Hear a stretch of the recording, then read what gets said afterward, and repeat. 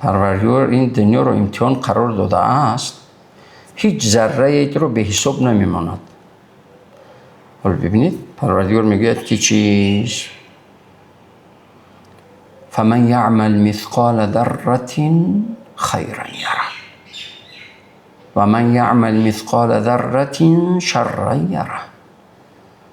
اگر به مقدار ذره چه اگر نیکی کرده، پروردگار این ذره شما رو میگیرد، جمع میکند، زیاد میکند، با صاحبش بر میگرداند.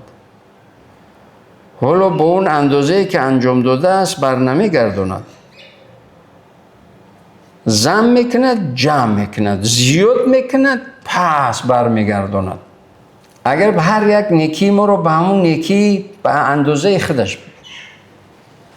حالا همون ذره نیکی یعنی ذره‌چه یعنی چی؟ ذره‌چه‌ای که به چشم دیده نمیشد. پس معلوم میشه که یک نیتی نیک که میکنید اون رو به چشم دیده نمیشد، نیت است، لیکن پروردگار همون نیتی نیک رو اجر میدهد. حالا همین نیتی نیکی رو که یک نیتی نیک است یک اجر بدهد.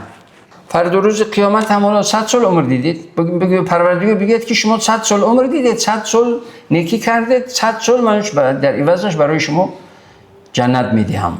و این همه نیکی رو انسان نیکی‌هایش رو میبیند و خدا نشان ندهد وقتی که انسان ظلم میکند، ستم میکند، جبر میکند، فریب میکند، فند میکند، به نتیجه نیست. ما داریم انسانهایی که در پیری باز چنان خار و ذلیل و زیر پا هستند.